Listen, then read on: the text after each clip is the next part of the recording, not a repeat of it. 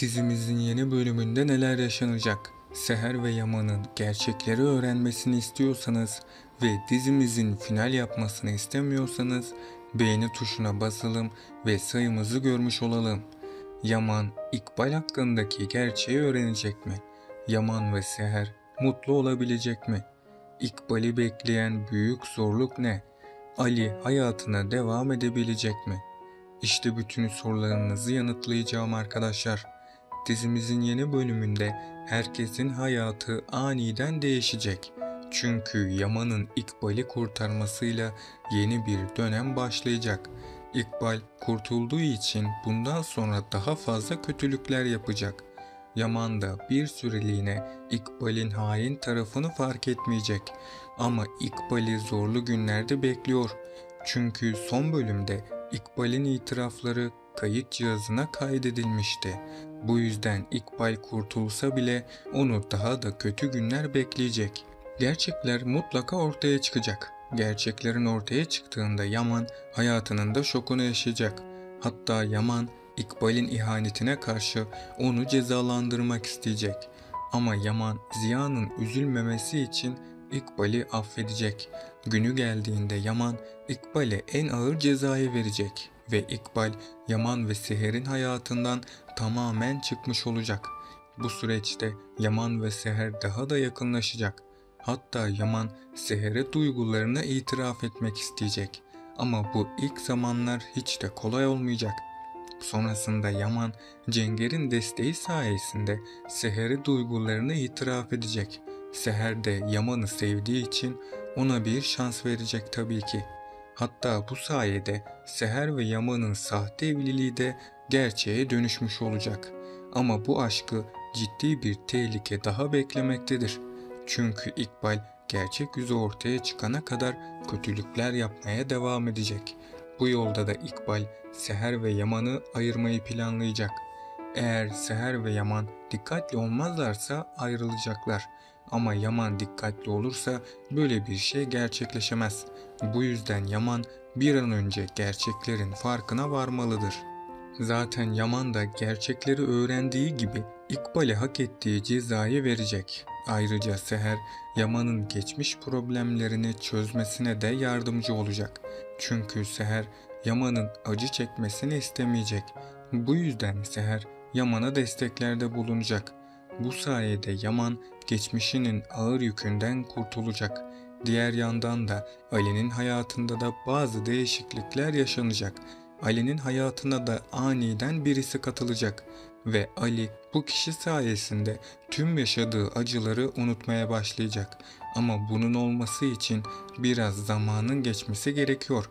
Çünkü Ali'nin kalbini yeni birisine açması için biraz daha zamana ihtiyaç var. Bu yüzden Ali şimdilik Kiraz'ın gidişinden dolayı kendisini toparlayamayacak. Hatta Ali tüm yaşananlardan kendisini sorumlu görecek.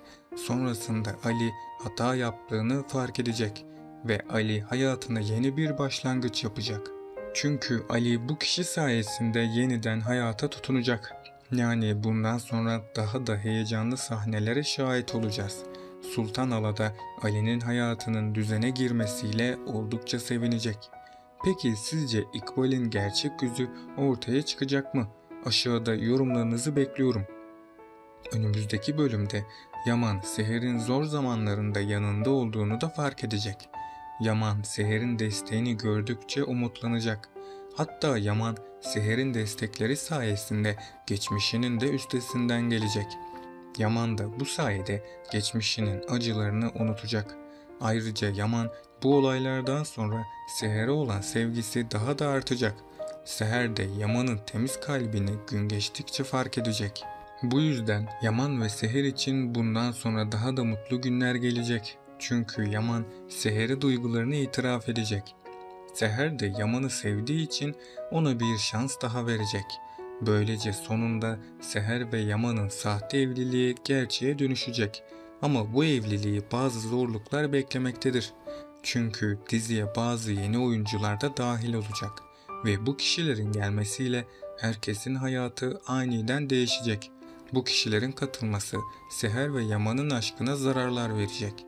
Çünkü bu karakter Seher'e aşık olacak ve Yaman ile Seher aşkına bir engel oluşturacak.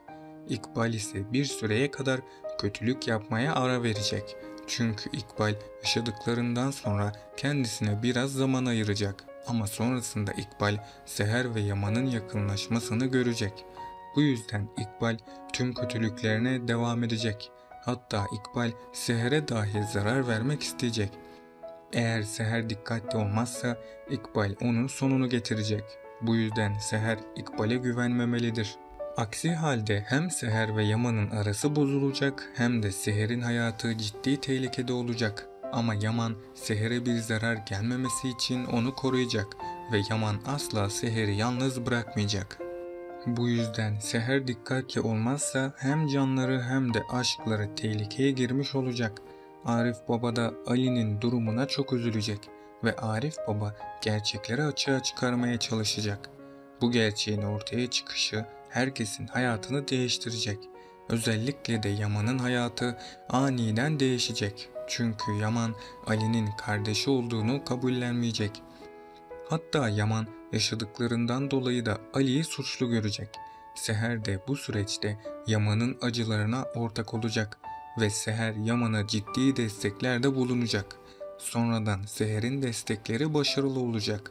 Yaman geçmişinden Ali'yi sorumlu görmemeye başlayacak.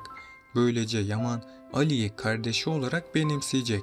İki kardeşin kavuşmasıyla tüm aile bu duruma çok sevinecek. Bu yüzden Ali yavaştan da olsa yaşadıklarını da unutmaya başlayacak. Önümüzdeki bölümde Zuhal hapse girdiği için İkbal ve Seher'in peşini bırakmayacak. Bu yüzden İkbal ve Seher'i kötü günler bekliyor.